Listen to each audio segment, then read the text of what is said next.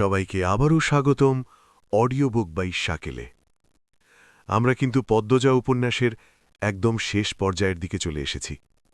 আজকের এই ২৩তম পর্বে রয়েছে অনেক নৃশংসতা এবং গালি, তার জন্য আগেই ক্ষমা চেয়ে নিচ্ছি। আর হ্যাঁ, পদ্মজা উপন্যাস তো শেষ হয়ে এলো। এরপর আপনারা কোন উপন্যাসটি শুনতে চান আমাদের চ্যানেলে কমেন্টে অবশ্যই জানাবেন।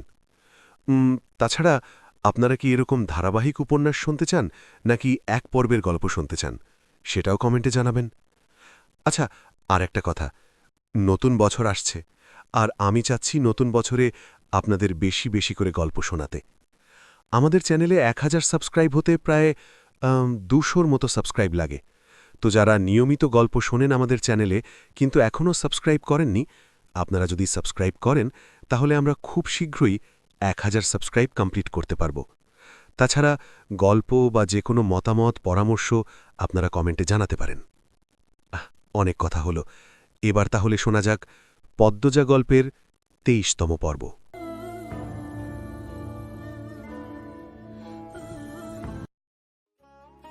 চাঁদটা ঠিক মাথার উপরে, চারিদিকে ভয়াবহ এক নিস্তব্ধতা বিরাজ করছে। জোনাকি পোকা আর রাতের প্যাঁচা কারোর মুখে আজ রা নেই। এমনকি বাতাসের নিজস্ব শোঁশো শব্দ যেন থমকে গিয়েছে। চারিদিকের এই নিঝুমতা আসলে এক প্রলয়ঙ্কারী তাণ্ডব লীলার আহ্বান। গাছের ডালপালার আড়াল থেকে নিশাচর পাখিরা স্তব্ধ হয়ে চেয়ে আছে। তারা দেখছে তেজস্বী পদ্মজার আগমন। পদ্মজার এক একটা কদম নিশাচর পাখিদের মনে বজ্রপাতের মতো আঘাত হানছে। তার সাদা শাড়ি থেকে বিচ্ছুরিত শুভ্র আভা আঁধার রাতে বিভীষিকা ছড়াচ্ছে। পদ্মজার এক হাতে শানিত রামদা, অন্য হাতে দড়ি, আর সেই দড়িতে বাঁধা ৩টে হিংস্র নেড়ি কুকুর। আচমকা কুকুরগুলো আর্তনাদ করে উঠলে চারপাশ কেঁপে ওঠে। রেনট্রি গাছের ডালে ৪ জোড়া চোখ জলজল করছে। কুকুরগুলোর নয়, পদ্মজার চোখের দৃষ্টি আজ কুকুরগুলোর চেয়েও বেশি ভয়ঙ্কর। যেন চোখ নয়, জাগ্রত কোনো আগ্নেয়গিরি, যা এক্ষুনি আগুন ছড়িয়ে দিয়ে চারপাশ ভস্ম করে দিবে। পদ্মজা ধীরে ধীরে পুকুরের সামনে এসে দাঁড়াল। পুকুরের জল কুচকুচে কালো। কিছুটা দূরে মাথা উঁচু করে দাঁড়িয়ে আছে শতবর্ষী রেনট্রি গাছগুলো। সেই গাছগুলোর সাথে শক্ত করে বাঁধা অবস্থায় অচেতন হয়ে ঘুমাচ্ছে মজিদ, খলিল, আমির, রিদওয়ান ও আসমানি। পদ্মজা পাশ থেকে একটি ছোট চৌকি টেনে নিয়ে অদ্ভুত এক রাজকীয় ভঙ্গিমায় বসল। তার শরীরের রক্ত আজ উন্মত্ত হয়ে ফুটছে। ঘুমন্ত এই অমানুষগুলোকে দেখে তার ঠোঁটে ফুটে উঠল এক পৈশাচিক ও তিরস্কারের মৃদু হাসি। পদ্মজা মনে মনে হাসল। যখন চোখ খুলে এরা নিজেদের এই অবস্থায় দেখবে, তখন কেমন হবে এদের অনুভূতি। ৭ ঘন্টা আগে, তখন শেষ প্রহরের বিকেল। পদ্মজা পাথর চাপা এক গাম্ভীর্য নিয়ে লতিফাকে পানি আনতে পাঠালেন। অন্দরমহলে এক অদ্ভুত গুমোট ভাব। নূরজাহানের ঘর থেকে ৩ দিন আগেই ঘুমের ওষুধ সংগ্রহ করে রেখেছিল পদ্মজা। আজ রাতের খাবারে সেই বিষ মেশানো হবে। সবাই ঘুমিয়ে পড়লে শুরু হবে পদ্মজার চূড়ান্ত অভিযান। লতিফাকে সব জানানো হয়েছে। লতিফা কলপাড়ে এসে থমকে দাঁড়াল। সে দেখল আমির আলোক ঘরে প্রবেশ করছে। লতিফা এক মুহূর্তের জন্য দুর্বল হয়ে পড়ল। তার মনে পড়ে গেল অতীতের কথা। ১৫ বছর বয়সে রিদওয়ানের মাধ্যমে ধর্ষিতা হওয়ার পর লতিফা যখন দিশেহারা, তখন এই আমিরই তার ঢাল হয়েছিল। মজিদ ও খলিলের লালসা থেকে আমিরই লতিফাকে রক্ষা করেছিল। আমিরের হুমকিতেই লতিফার সেই কাল রাত্রিগুলো থেমেছিল। লতিফার মনে হল আমিরের এই ঋণ কি সে অস্বীকার করতে পারে? তার একবার বলতে ইচ্ছে হল, আমির ভাইজান, আজ রাতের খাবার খাবেন না। কিন্তু পরক্ষণেই তার মনে পড়ল কিশোরী রিনুর কথা। লতিফার উপলব্ধি, রিদওয়ানের লোলুপ দৃষ্টি রিনুর ওপর পড়েছে। আজ না পালালে রিনুর জীবনটাও আমার মতো বিষাক্ত হয়ে যাবে। আমিরের প্রতি কৃতজ্ঞতা কি রিনুর সম্ভ্রমের চেয়ে বড় হতে পারে? লতিফা নিজেকে শক্ত করল। আমিরের প্রতি কৃতজ্ঞতা বোধ থাকা সত্ত্বেও সে কোনো তথ্য পাচার করতে পারল না।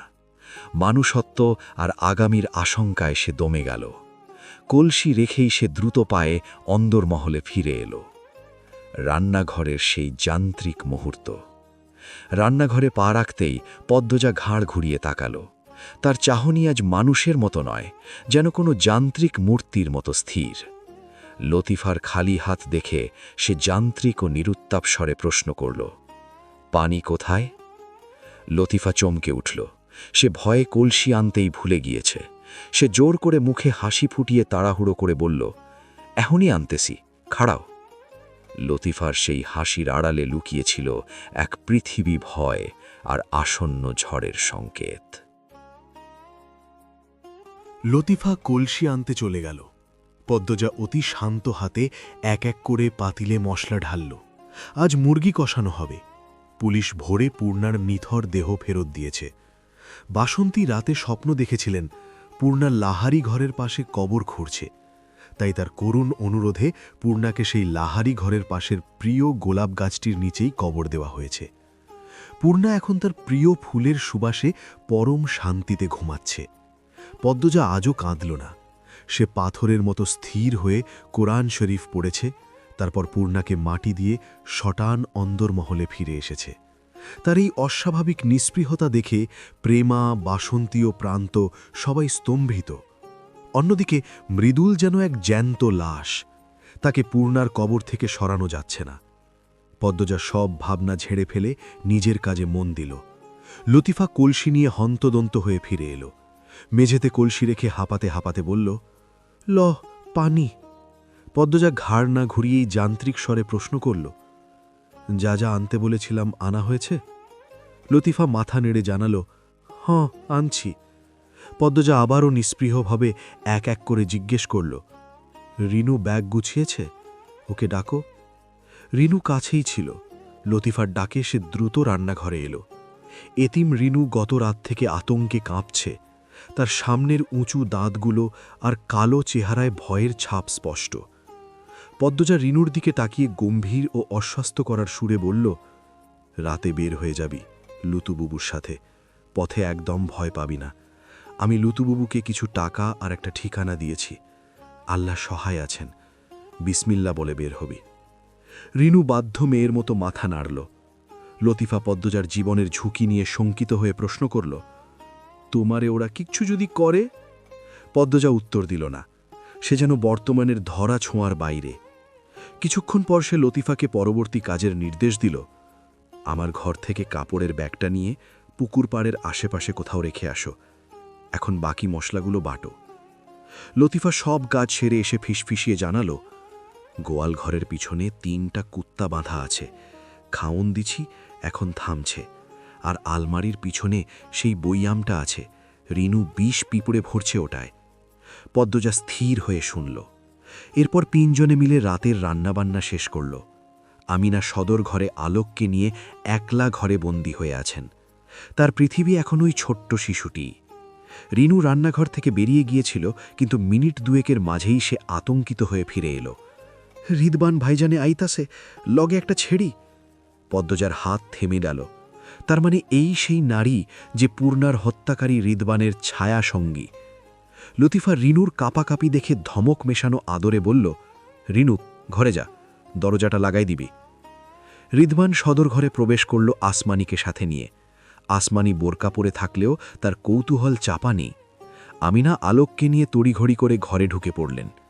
আসমানি নিকাব তুলে চারপাশ দেখে দ্বিধাভ্রমে প্রশ্ন করল, বাড়ির ভিতরে তোমার লগে থাকবুম? আইসি যে এটাই বেশি, এমনিতে ডর লাগতাছে আমার। রিদওয়ান এক ঝটকায় তার ভয় উড়িয়ে দিয়ে দম্ভ ভরে বলল, তখন রানী কাকি এরা ছিল, এখন তো নাই। যারা আছে এরা থাকা আর না থাকা সমান। আসমানি ফিসফিস করে জানতে চাইল, পদ্মজা কই? রিদওয়ান দাঁত কেলিয়ে বিদ্রুপের হাসি হেসে বলল, বাবুর বউ পাগল হইছে, মাথা ঠিক নাই, ভয় পেও না। আসমানি তবুও অস্বস্ত হতে পারছে না। সে রিদওয়ানের সাথে ঘনিষ্ঠ হয়ে দাঁড়িয়ে চাপা স্বরে বলল, মাথা ঠিক নাই দেখাই তো ডর বেশি। আজিদ ফিরবে কোন দিন? জানো, মারে লইয়া শহরে গেছে, আইতে 4-5 দিন লাগব। রিদওয়ান লোলুপ দৃষ্টিতে আসমানির দিকে তাকিয়ে বলল, তাহলে কয়েকদিন আমার সাথে থাকো। আসমানি হাসল। রান্নাঘরের টুংটাং শব্দে সে সজাগ হয়ে জিজ্ঞেস করল, পদ্মজা যদি জিগায় আমি কার কি লাগি? রিদওয়ান অবজ্ঞার স্বরে বলল, সন্দেহ করলেই কি আর না করলেই কি, পদ্মজার আর দাম আছে কোনো? আসমানি আর কথা বাড়াল না। সে এই বাড়ির অন্দরমহল দেখার নেশায় কৌতূহলী হয়ে বলল, আচ্ছা ছাড়ো, আমি পদ্মজারে দেখে আসতেছি। আসমানি রান্নাঘরের দিকে এগিয়ে গেল। তার চোখে মুখে এখন নতুন মালিকানা বোধের ঝিলিক। লুকোচুরি শেষ করে সে যেন বুক ফুলিয়ে এই অন্দরমহলে রাজত্ব করতে এসেছে। আমির ধানের বস্তায় পিঠ ঠেকিয়ে বসে আছে। ঘরের অর্ধেক অংশ জুলে ধানের বস্তা রাখা হয়েছে বাঁশের মাচার উপর। মাটি স্যাঁতসেঁতে, আর ভট্টায় খুব দরকার ছাড়া কেউ আসে না। আবছা অন্ধকারে আমিরের মুখটা অস্পষ্ট, তবে তার হাতে ধরা পদ্মজার সেই খয়েরি বেনারসিটা যেন অন্ধকারের মাঝেও এক টুকরো বিষাদ ছড়াচ্ছে। আমিরের বুকটা ধড়ফড় করছে। আর মাত্র কয়েকটা ঘণ্টা, যদি সময়টাকে থামিয়ে দেওয়া যেত। কিন্তু কোনো পথ নেই, সব পথ বন্ধ। হয় আগুনে ঝলসে যাওয়া, নয় মৃত্যুকে আলিঙ্গন করা। কি নিষ্ঠুর এই শর্ত! আমির বেনারসির দিকে তাকিয়ে পদ্মজার সেই লাজুক মুখখানা কল্পনা করার চেষ্টা করল। সে বিড়বিড় করে বিদীর্ণ হৃদয়ে আর্তনাদ করে বলল, যখন তোমার কথা ভাবি তখন আমার শরীরের সমস্ত শিরা উপশিরা বাজতে থাকে। আমাদের পথটা কি আরেকটু দীর্ঘ হতে পারত না? বেনারসি কোনো উত্তর দেয় না। আমির ঠোঁট কামড়ে কান্না চেপে ধরে রুদ্ধ কণ্ঠে অনুযোগ করে বলল, তোমার জন্য বুকটা পুড়ে যাচ্ছে। তোমায় ছোঁয়ার সাধ্যি, দেখার সাধ্যি কেন নেই আমার? হঠাৎ আমিরের চোখের সামনে ভেসে উঠল এক বিভৎস দৃশ্য। পদ্মজার নগ্ন শরীরে চাবুকের দাগ, সে যন্ত্রণায় কাতরাচ্ছে। আমির সেই কাল্পনিক ছায়াটিকে ধরার জন্য হাত বাড়িয়ে চিৎকার করে উঠল, পদ্মজা! নিজের কণ্ঠস্বরে নিজেই বাস্তবে ফিরে এলো সে। শরীর ঘামছে, কপালে বিন্দু বিন্দু জল। শর্ট খুলে ছুঁড়ে ফেলে দিয়ে সে টিনের দেয়ালে হাত রেখে নিজেকে শান্ত করার আপ্রাণ চেষ্টা করতে লাগল। মজিদ ক্লান্ত হয়ে আলোক ঘরে বসলেন। এখানে প্রচুর আলো বাতাস আসে। লতিফা দ্রুত শরবত আর পান সুপারি নিয়ে এলো। মজিদের সামনে এসে বসেছে রিদওয়ান ও খলিল। মজিদ শরবতের গ্লাসে চুমুক দিয়ে লতিফাকে কৌতূহলী হয়ে প্রশ্ন করলেন, পদ্মজা কথাবার্তা বলছে? লতিফা নতজানু অবস্থায় দাঁড়িয়ে থেকে নিচু স্বরে উত্তর দিল, হ, কইছে। রিদওয়ান লতিফাকে লক্ষ্য করে ভারী গলায় নির্দেশ দিল, যে মেয়েটা আসছে দেখে রাখবি, যত্ন নিবি। লতিফা বাধ্যের মতো মাথা নেড়ে বলল, আচ্ছা ভাইজান। খলিল পানের বাটা থেকে সুপারি মুখে পুরে লতিফাকে পরামর্শের স্বরে বললেন, আশিতপুর থেকে যে বড় পাটিরা আনছিলাম, পুষ্কুনি পারে অর্থাৎ পুকুর পারে, ওইটা বিছাবি। লতিফা আশ্বস্ত করে জানালো, বিছাইছি খালু, এশারের আজানটার পরে সব খাওন দাওন দিয়ে আমু। খলিল সন্তুষ্টির সাথে মাথা নাড়লেন। তারা কেউ জানেন না যে পাটি বিছানো হচ্ছে আর যে খাবার তৈরি হচ্ছে তা আজ রাতে তাদের শেষ ভোজও হতে পারে। পদ্মজার সেই শ্বেতবসনা রুদ্রমূর্তি তাদের জন্য কাল হয়ে অপেক্ষা করছে। লতিফা শরবতের খালি গ্লাস নিয়ে চলে গেল। মজিদ আরও 2 গ্লাস পানি পান করলেন। তিনি ভীষণ ক্লান্ত। সারাদিন আইনের চোখ ফাঁকি দিতে দৌড়ের ওপর ছিলেন। রিদওয়ানের করা অমার্জনীয় ভুলটি আপাতত অত্যন্ত সুকৌশলে মগার ওপর চাপিয়ে দেওয়া গিয়েছে। মগা গতকাল থেকে বাড়িতে নেই, আর এটাই মজিদের জন্য বড় অস্ত্র হয়ে দাঁড়িয়েছে। শেষবার মগার সাথেই পূর্ণাকে দেখা গিয়েছিল, তাই জবানবন্দির ভিত্তিতে গ্রামবাসী ও পুলিশের চোখে মগাই এখন প্রধান খুনি। পুলিশ হাওলাদার বাড়ির দারোয়ানকে খুঁজেছিল, কিন্তু মোড়ল বাড়িতে পুলিশ আসার খবর শোনামাত্রই রিদওয়ান দারোয়ান মুত্তালিবকে হত্যা করে প্রমাণ সরিয়ে ফেলেছে। মজিদ হাওলাদার পুলিশকে অত্যন্ত আত্মবিশ্বাসের সাথে বুঝিয়েছেন তিনি ধারণা করছেন দারোয়ান ও মগা মিলে পরিকল্পনা করে পূর্ণাকে ধর্ষণ করার পর হত্যা করেছে। পুলিশ এখন সেই সাজানো খুনিদেরই হন্যে হয়ে খুঁজছে। রিদওয়ান আপাতত নিরাপদে থাকলেও তার মন মানছে না। সে খলিলের দিকে ইশারা করল। খলিল মজিদকে লক্ষ্য করে সংশয় ভরা কণ্ঠে বললেন, ভাইজান, কিছু ভাবছেন? মজিদ জানালার বাইরে তাকিয়ে নির্বিকার স্বরে প্রশ্ন করলেন, কি নিয়ে? মজিদের এই নির্লিপ্ততা দেখে রিদওয়ানের কপালে ভাঁজ পড়ল। সে চারপাশ সতর্কভাবে দেখে নিয়ে উত্তেজিত স্বরে বলল, আপনি এত নির্বিকার কেন কাকা? আজই তো আমিরকে শেষ করে দেওয়ার কথা ছিল। মজিদ এক হাত তুলে রিদওয়ানকে থামার ইশারা করলেন। তারপর গম্ভীর স্বরে সাবধান করে বললেন, বাবু, যদি আমাদের অবাধ্য হয় তবেই ব্যবস্থা নেব, তার আগে নয়। রিদওয়ানের মুখটা ফ্যাকাশে হয়ে গেল। সে নাছোড়বান্দা হয়ে তর্ক জুড়ে দিল, আমির কখনোই পদ্মজাকে মারবে না, এমনকি শিকলবন্দিও করবে না, সে উল্টো আমাদেরই বিপদ ডেকে আনবে। মজিদ কেবল সংক্ষেপে বললেন, দেখা যাবে।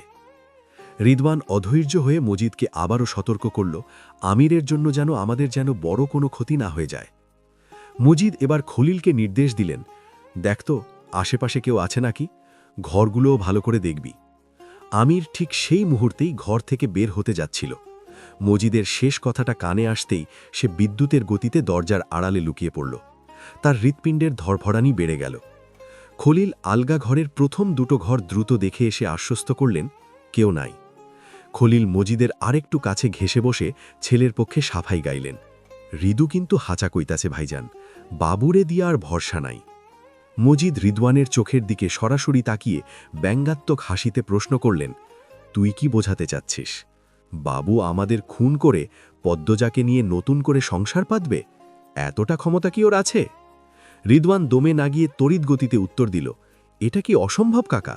আলমগীর কি করল তা কি ভুলে গেলেন? মজিদ এবার বিরক্ত হলেন। তিনি রিদওয়ানের দিকে না তাকিয়ে খলিলকে তীব্র কটাক্ষ করে বললেন, খলিল, তোর ছেলের বুদ্ধি এখনো হাঁটুর নিচেই রয়ে গেছে। রিদওয়ান উঠে দাঁড়ায়। অপমান আর রাগে তার মাথা চড়ে যাচ্ছে। মজিদ তাকে শান্ত হতে বলে ধমক দিয়ে বললেন, তুই আমার পাশে বস, তোর মাথায় কিছু কথা ঢোকাতে হবে। রিদওয়ান অনিচ্ছা সত্ত্বেও আবার বসল। মজিদ তার অভিজ্ঞ চোখের তীক্ষ্ণ দৃষ্টিতে রিদওয়ানকে মেপে নিয়ে গম্ভীর স্বরে বললেন, চুপ করে আমার কথা শোন। আলমগীর আর বাবুর মধ্যে আকাশ পাতাল তফাত। পাতাল ঘরের রীতি পূর্বপুরুষ থেকে পেলেও এই বিশাল নারী পাচার চক্রটার সৃষ্টা কিন্তু বাবু। এই চক্রে আলমগীর, তুই, আমি আর খলিল, আমরা সবাই বাবুর দলের একটা অংশ মাত্র। আমরা সরে গেলে আমাদের ওপর রাগ একমাত্র বাবুই ছাড়তে পারবে। কিন্তু এই নরকের শুরুটা যে করেছে সেই হলো আসল নেতা। মজিদ থামলেন না। তিনি অপরাধ জগতের গভীরতা বোঝাতে গিয়ে আরও স্পষ্ট করে বললেন, গত সপ্তাহে বাবু ঢাকা থেকে একটা খাম নিয়ে আসছে। চিঠিতে স্পষ্ট লেখা আছে 6 মাস পর বাবু নিজ দায়িত্বে 16টা মেয়ে সিঙ্গাপুরে পাঠাবে। সার্নারজনের সাথে 3 মাস আগে থেকেই চুক্তিবদ্ধ ও। চিঠিতে বাবুর স্বাক্ষর আছে। বাবু প্রতিজ্ঞবদ্ধ। রিদওয়ান সন্দিহান স্বরে বাধা দিয়ে বলল, পড়েছি আমি, কিন্তু টাকা কি করছে? আমাদের তো দেয়নি। মজিদ বিরক্তিতে কপাল কুঁচকালেন। কথার মাঝে কথা বলা তিনি সহ্য করতে পারেন না।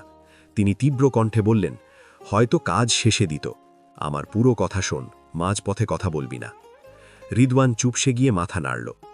মজিদ এবার আমিরের অসহায়ত্ব বর্ণনা করে শীতল কণ্ঠে বললেন, বাবু যদি প্রতিজ্ঞা রক্ষা না করে এর পরিণতি কেমন হবে ধারণা আছে?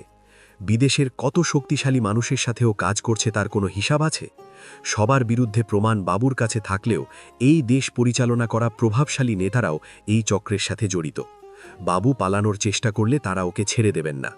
নিজের মান সম্মান বাঁচাতে তারা বাবু আর পদ্মজাকে পৃথিবীর শেষ প্রান্ত থেকে খুঁজে বের করবেন। পদ্মজা সুন্দর ও একবার ধরা পড়লে ভোগের বস্তু হয়ে যাবে, এটা আমির জানে। মজিদ রিদওয়ানের পিঠ চাপ দিয়ে বিদ্রুপের হাসি দিয়ে বললেন, পুলিশ কয়জনকে ধরবে? আমির ধরা পড়লে নিজের ফাঁসির দড়ি নিজে পড়বে। কিছু কাজ আছে রিদু, যেগুলোতে একবার প্রবেশ করলে আর বের হওয়া যায় না। আমির সেই চিপায় আছে। ও যদি পালাতে চায় তবে নিজের সাথে পদ্মজার ইজ্জত আর জীবন হারাবে।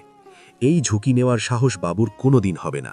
ও পদ্মজার জন্য হলেও আমাদের এই অন্ধকার জগৎ আর পাতালঘর আঁকড়ে ধরে থাকবে। রিদওয়ান তবুও দমল না। সে অস্থির হয়ে যুক্তি দিল, দেশে কি জায়গার অভাব আছে? কোথাও না কোথাও ঠিক লুকিয়ে থাকতে পারবে। মজিদ এবার কটাক্ষ করে বললেন, ওর চেনা পেশার রক্ত কেমন তাও ভালো চেনে। এতদিন অন্য মেয়েদের পিটিয়েছে, এখন নিজের বউকে পিটাতে দেখবে। আমির এত বড় বোকামি করবে না। রিদওয়ান 2 হাত তুলে তর্ক জুড়ে দিল, আচ্ছা ধরলাম আমির পালাবে না, কিন্তু পদ্মজাকে বেইজ্জতি করার প্রতিশোধ নিতে আমাদের খুন করবে না তার নিশ্চয়তা কি? মজিদ হাওলাদার এবার প্রচণ্ড রেগে গেলেন। তিনি খলিলকে লক্ষ্য করে চিৎকার করে বললেন, খলিল, তোর ছেলেকে এখান থেকে নিয়ে যা। ওকে গোয়াল ঘর থেকে গোবর খাইয়ে দে, এতে যদি ওর বুদ্ধি বাড়ে। অপমানে রিদওয়ানের মুখ থমথমে হয়ে যায়। আমিরের জায়গাটা সে কিছুতেই নিতে পারছে না। সে চেয়ারে সজোরে লাথি মেরে ঘর ছেড়ে চলে গেল। খলিল পান মুখে দিয়ে ধীর স্বরে প্রশ্ন করলেন, ভাইজান, আসমানিরে বাড়িতে আনা কি ঠিক কাম হইল? মজিদ অসন্তোষ প্রকাশ করে বললেন, একদম না। রিদওয়ান আবারও একটা ভুল করল। বাড়িতে কেউ নাই বলে যা ইচ্ছা করছে। কাল যদি বিপদে পড়ে আমার পা যেন না চাটে সেটা ওকে বলে দিস। ক্রোধে আর আক্রোশে আমিরের কপালের রগ ভেসে ওঠে, চোখ দুটি রক্ত বর্ণ ধারণ করে। সে রাগে এক হাতে শক্ত করে দরজা চেপে চলল। নিজের দুর্বলতা মজিদ ধরে ফেলতে পেরেছে, এই সত্যটা তাকে কুড়ে কুড়ে খাচ্ছে। মজিদের সেই বিদ্রুপাত্মক হাসি দেখে আমিরের গা জ্বলে যাচ্ছে। সে একবার ভাবল এখনই গিয়ে মজিদের গলা টিপে ধরবে, কিন্তু পরক্ষণেই নিজেকে সংযত করল। আমির দ্রুত ধান রাখার ঘরে চলে এলো। ধানের মাচার ভেতর উকি দিয়ে দেখে নিল তার লুকিয়ে রাখা চাপাতি আর রামদা ঠিকঠাক আছে কিনা। হ্যাঁ, সব আছে। আমির স্বস্তির নিঃশ্বাস ফেলল। জানালা দিয়ে বাইরের ধূসর কুয়াশার দিকে তাকিয়ে সে বিড়বিড় করে প্রতিজ্ঞার সুরে বলল, আজ রাতের পর এই নরকের সমাপ্তি হবেই। পদ্মজা পালঙ্কের উপর স্থির হয়ে বসে আছে। এশারের নামাজ আদায় করে সে কেবলই উঠেছে। পরনে তার সেই শুভ্র সাদা শাড়ি, যা আজ শোকের নয়, বরং এক ভয়ঙ্কর প্রতিশোধের প্রতীক। লতিফা হন্তধন্ত হয়ে ছুটে এসে ফিসফিসিয়ে জানাল, পুকুর পাড়ে খাবার রেখে এসেছি। মজিদ, খলিল, আমির, রিদওয়ান আর আসমানি সবাই এখনই খেতে বসবে।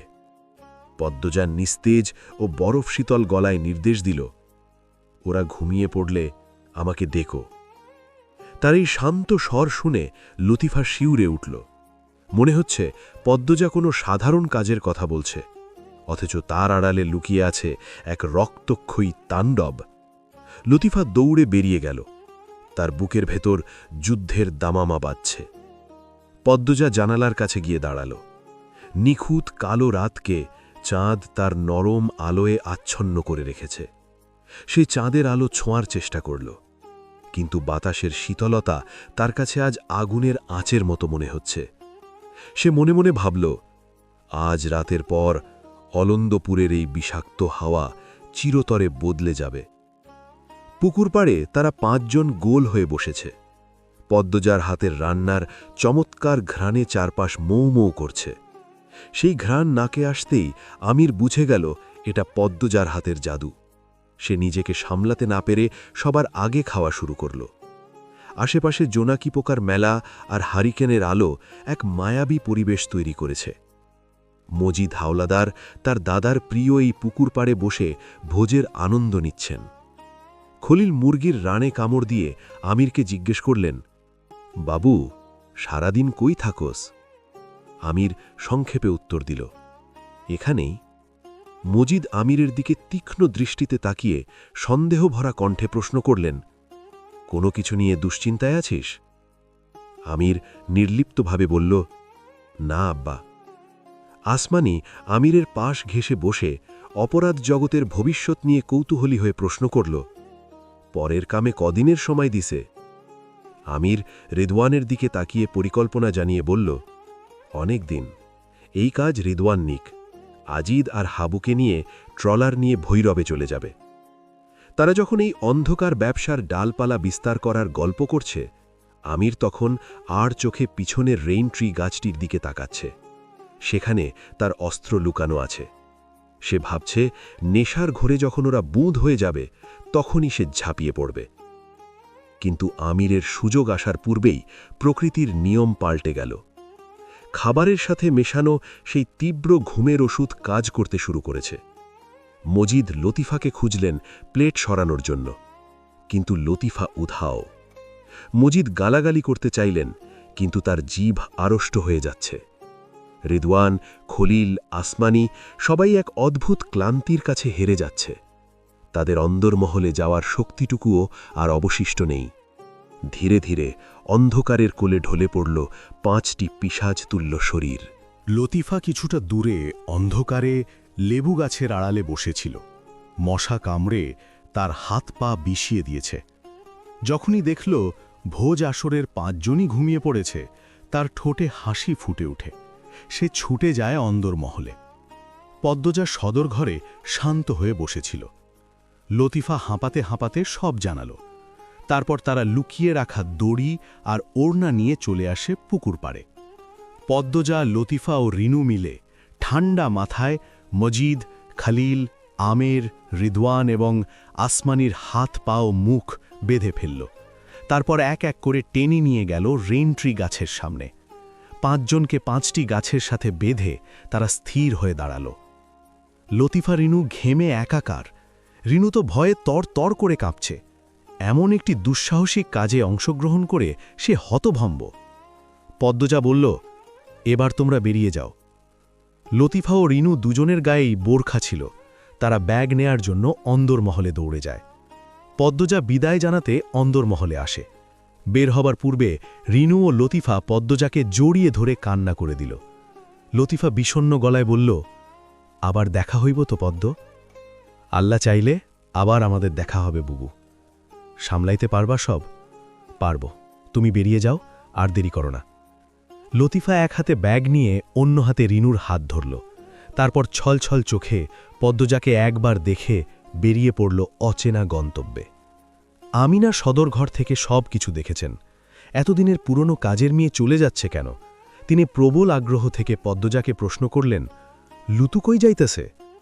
পদ্মজা শান্ত স্বরে বলল, শহরে যাচ্ছে। ওমা, কার কাছে? আপনি ঘরে যান, সকাল হওয়া অবধি বেরোবেন না। আমিনা অবাক হয়ে জানতে চাইলেন, কে রে? পদ্মজা তীক্ষ্ণ চোখে তাকাল, বলল, এতদিন যেরকম নির্জীব ছিলেন আজও থাকুন।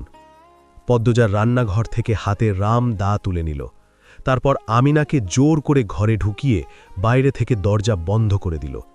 দরজা বন্ধ করার আগে আমিনার উদ্দেশ্যে বলল, যদি কোনো শব্দ করেন আপনার মাথা শরীর থেকে আলাদা হয়ে যাবে।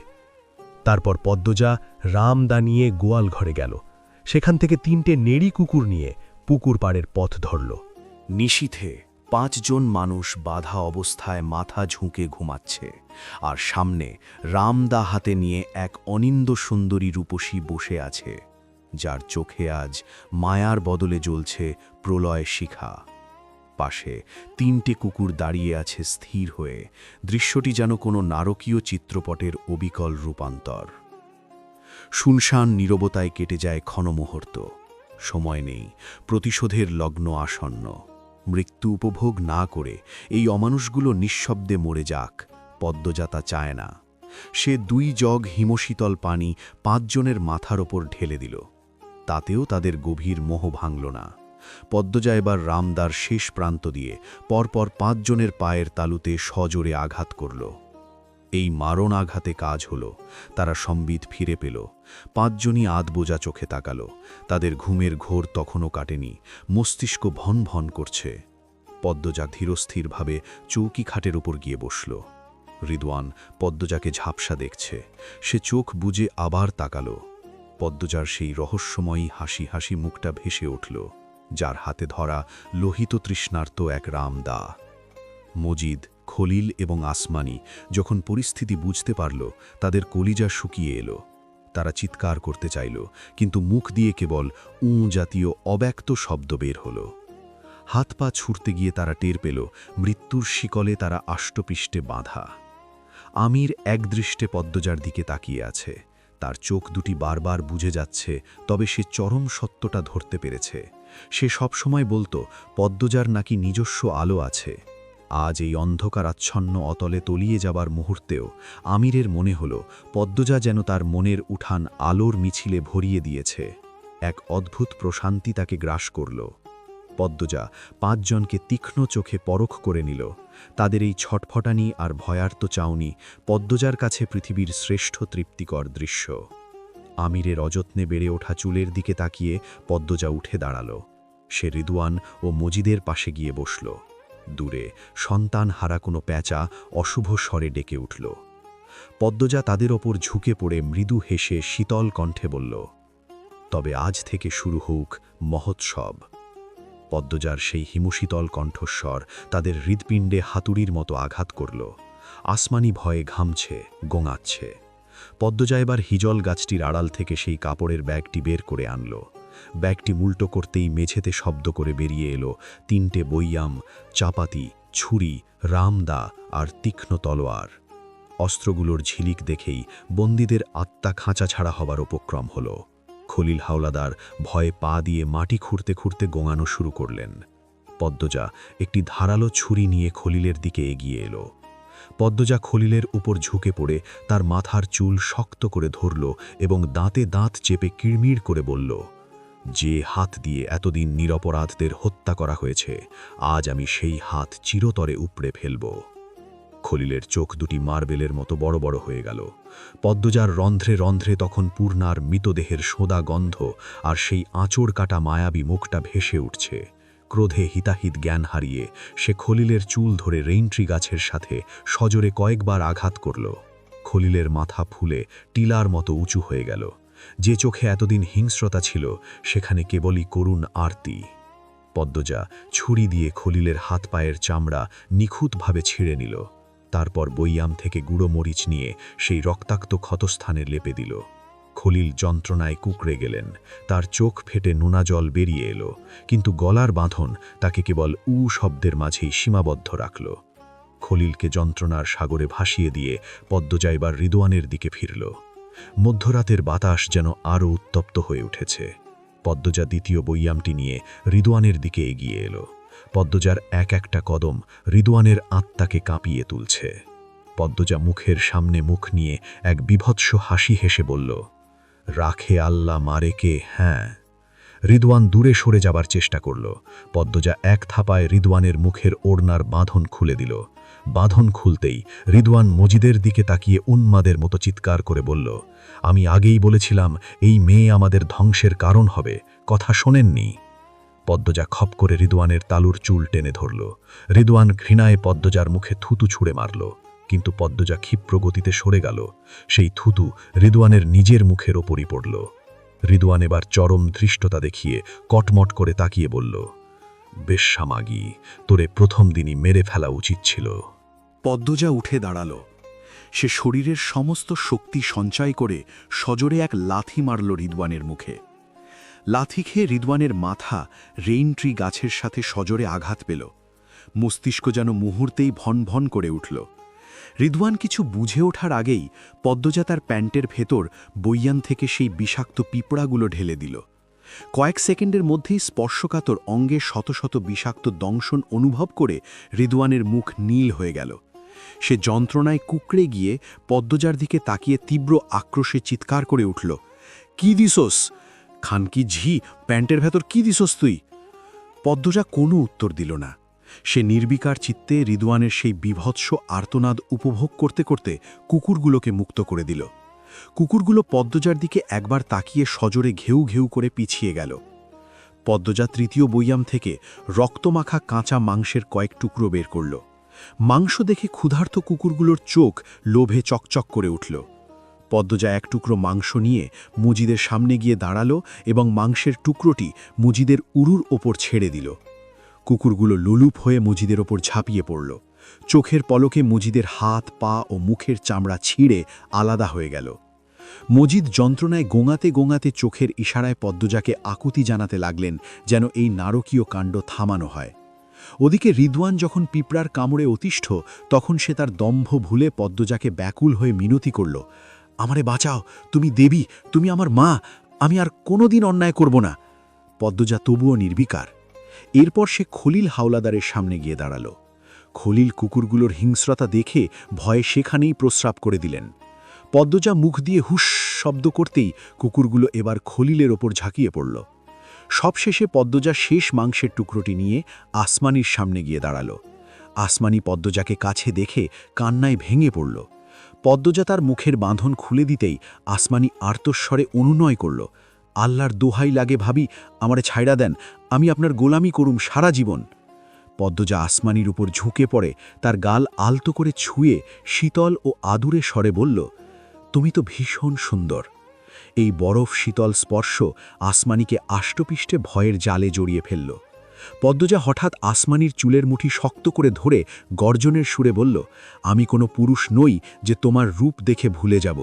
আমার বোনের সেই মৃত্যু যন্ত্রণা তোমাকেও তিলে তিলে অনুভব করতে হবে। পদ্মজা আসমানির পায়ের দড়ি খুলে সেই দড়ি দিয়ে তার গলা পেঁচিয়ে ধরল। আসমানি দম বন্ধ হয়ে পা দাপাতে শুরু করল। পদ্মজা দড়ি ছাড়ল না।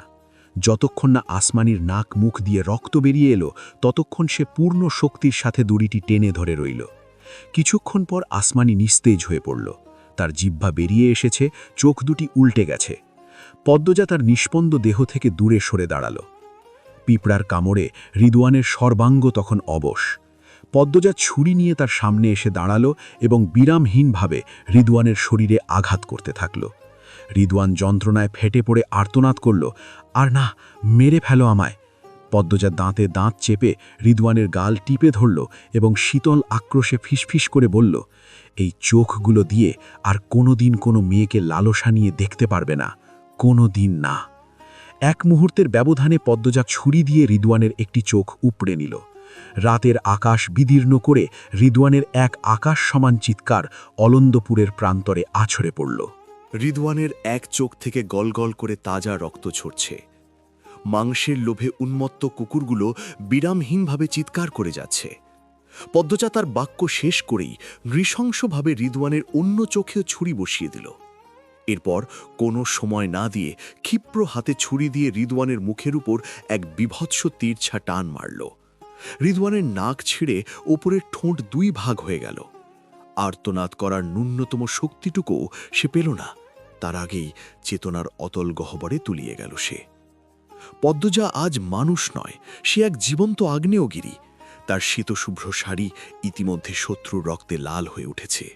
সে রামদা হাতে নিয়ে দানবীয় গতিতে রিদওয়ানকে কোপাতে থাকল। রিদওয়ানের নিথর দেহের মাংস ছিটকে পড়ছে চারদিকে।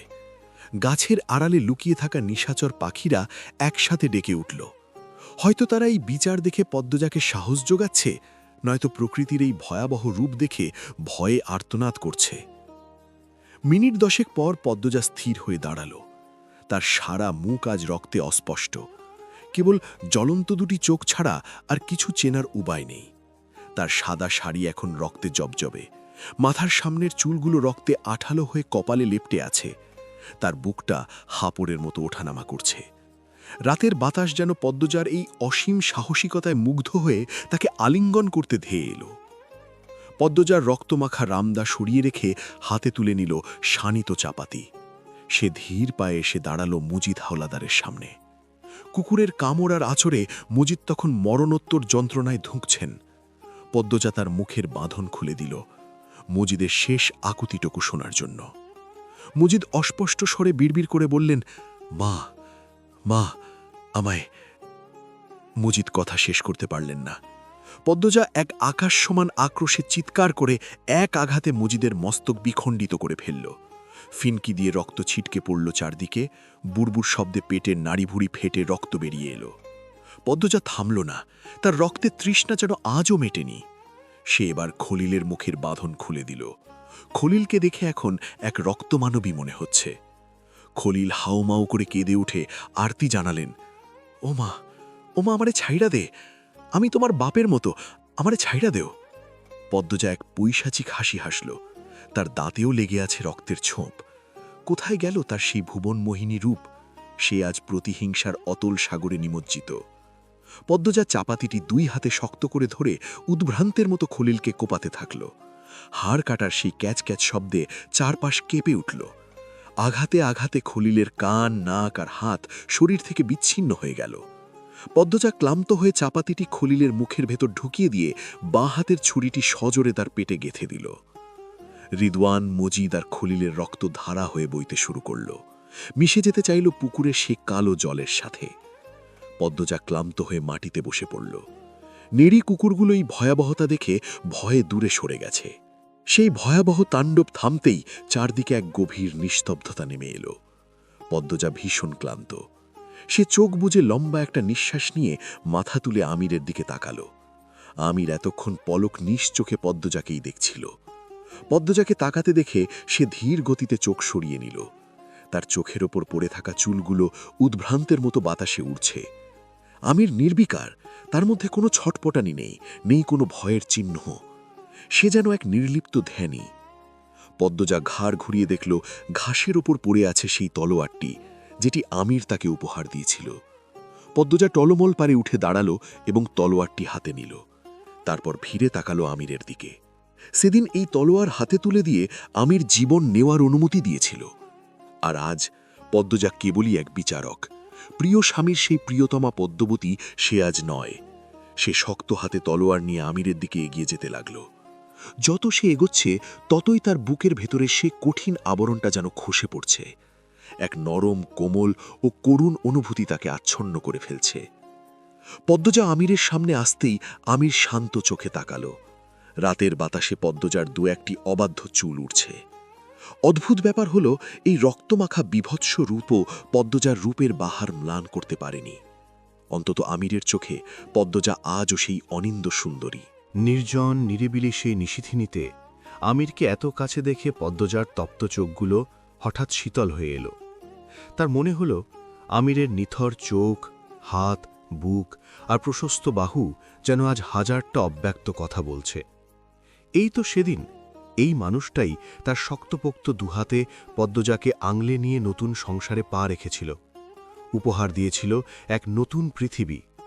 আমিরের সেই নিবিড় ছোঁয়ায় পদ্মজা নিজের ভেতরে এক নতুন সত্তাকে আবিষ্কার করেছিল।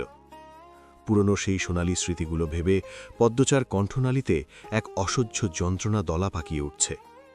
সে ধীর পায়ে এগিয়ে গিয়ে মাটিতে তলোয়ার রেখে আমিরকে রেইনফ্রি গাছের বাঁধন থেকে মুক্ত করে দিল। আমির এখন মাটিতে নতজানু, তার হাত, পা আর মুখ তখনও আষ্টেপৃষ্টে বাঁধা।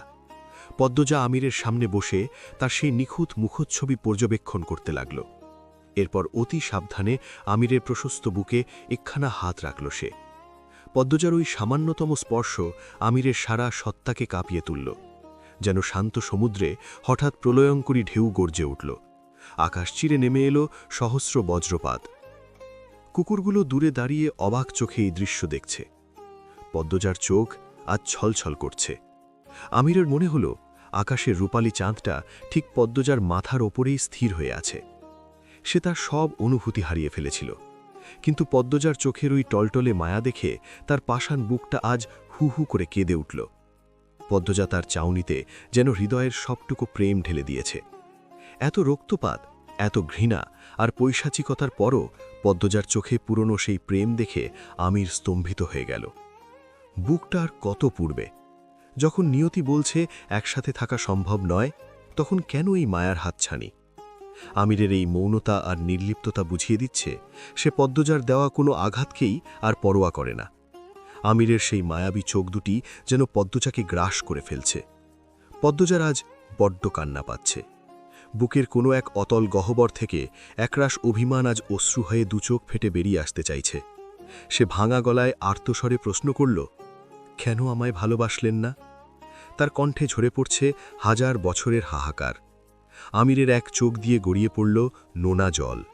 সে কোন ভাষায় বোঝাবে যে পদ্মজাকে সে তার জীবনের চেয়েও বেশি ভালোবেসেছে? কিন্তু সে তো পদ্মজার জীবনের সেই বিষের দানা, যা তাকে তিলে তিলে ধ্বংস করেছে।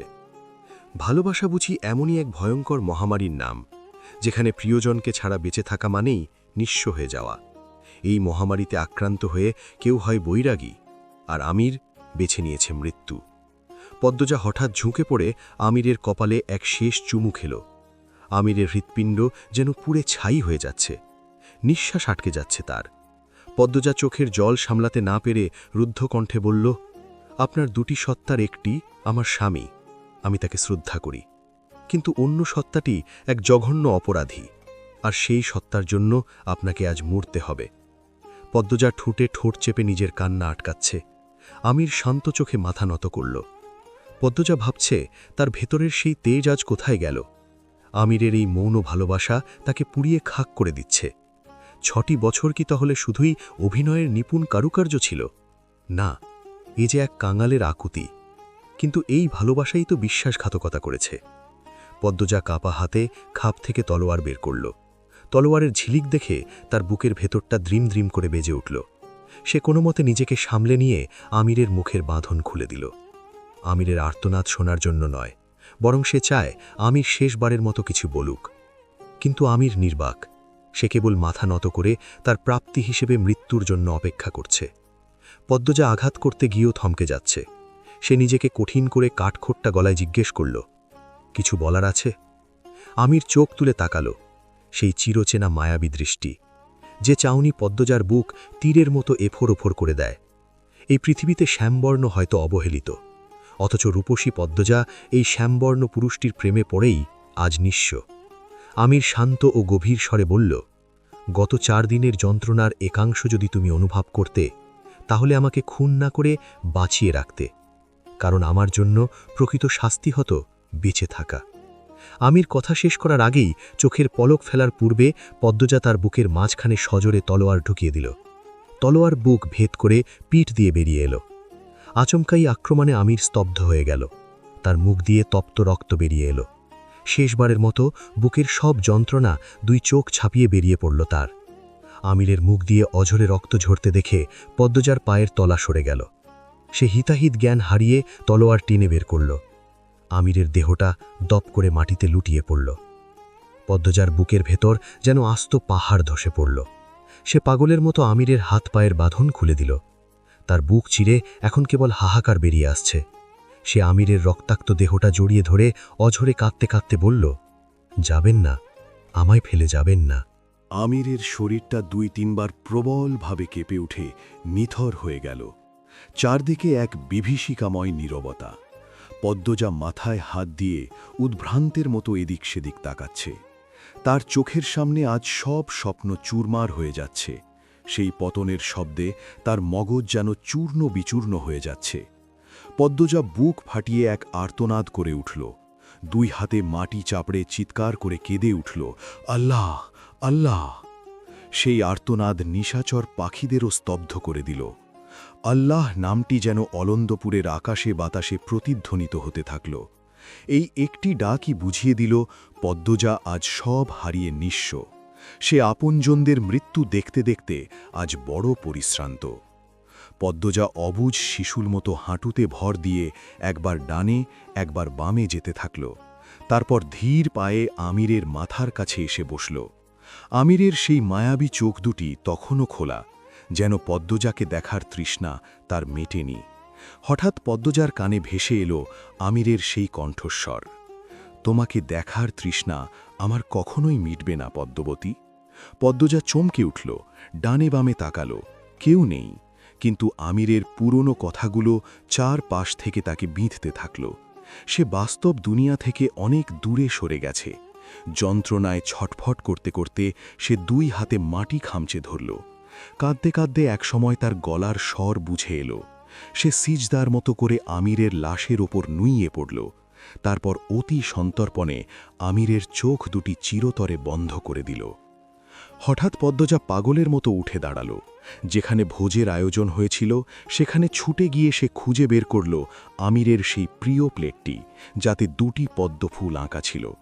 সেখানে আমিরের এঁটো কিছু খাবার পড়েছিল। পদ্মজা এক মুহূর্তের জন্য আমিরের নিথর দেহের দিকে তাকিয়ে দ্রুত সেই অবশিষ্টাংশটুকু খেয়ে নিল। এরপর আমিরের লাশের কাছে ফিরে আসতেই তার পকেট থেকে বেরিয়ে এলো একটি বিষের শিশি। পদ্মজা সেটি হাতে নিয়ে একবার ভাবল আত্মহত্যা করবে, কিন্তু পরক্ষণেই মনে পড়ল আত্মহত্যা মহাপাপ। সে শিশিটি সজোরে পুকুরি ছুঁড়ে মারল। চাঁদটা অর্ধেক ডুবে গেছে, কিন্তু তার ম্লান আলো এখনও চারদিকে ছড়িয়ে আছে। পদ্মজা আমিরের মাথাটা কোলে নিয়ে অনেকক্ষণ গুনগুন করে বিলাপ করল। বাতাসের বেগ বাড়ছে, রক্ত শুকিয়ে কালো হয়ে আসছে। পদ্মজার 2 চোখ ঘুমে জড়িয়ে আসছে। সে রক্তাক্ত আমিরকে টেনে সোজা করে শুইয়ে দিল। তারপর আমিরের সেই প্রিয় বুকের পাঁজরে মাথা রেখে তাকে 2 হাতে জড়িয়ে ধরে শুয়ে পড়ল। ঘুমিয়ে পড়ার ঠিক আগে সে আমিরের দুগালে শেষবারের মতো গভীর আবেগে চুমু দিল। কুকুরগুলো নিঃশব্দে লাশের চারপাশ দিয়ে হেঁটে বেড়াচ্ছে। পদ্মজা তখন এই নিষ্ঠুর পৃথিবীর উদ্দেশ্যে তার মনের পাতায় শেষ একটি চিঠি লিখল। ক্ষমা করো পৃথিবী, তাকে আমি ঘৃণা করতে পারিনি, তাকে আমি নিষ্ঠুর মৃত্যু দিতে পারিনি। যার হাতের 5টি আঙুল আমার নির্ভরতা, যার পাঁজরে আমার সৃষ্টি, তার আর্তনাদ আমি সইতে পারিনি। ও পৃথিবী, সবাইকে বলে দিও আমার কবরটা যেন আমার স্বামীর কবরের ঠিক বাম পাশেই হয়। চন্দ্র সূর্য যেমন সত্য, আমার ভালোবাসাও তেমন সত্য। শেষ রাত্রি, চারদিকে ছড়িয়ে ছিটিয়ে আছে বিভৎস লাশ আর রক্ত, কিন্তু সেই ধ্বংসযজ্ঞের ঠিক মাঝখানে শুয়ে আছে আমির হাওলাদার, আর তার বুকের উপর গভীর ঘুমে আচ্ছন্ন তার অর্ধাঙ্গিনী উম্মে পদ্মজা। খাবারে ঘুমের ওষুধ ছিল বলে পদ্মজা সব যন্ত্রণা ভুলে আজ প্রশান্তির ঘুমে লীন। সাই সাই করে বাতাস বইছে, আকাশের উজ্জ্বল চাঁদটি আজ তার সবটুকু নরম আলো নিয়ে এই অদ্ভুত যুগলবন্দির উপর স্থির হয়ে আছে, যেন মহাকাল সাক্ষী হয়ে দাঁড়িয়ে আছে এক অসমাপ্ত, রক্তাক্ত অথচ শাশ্বত প্রেমের।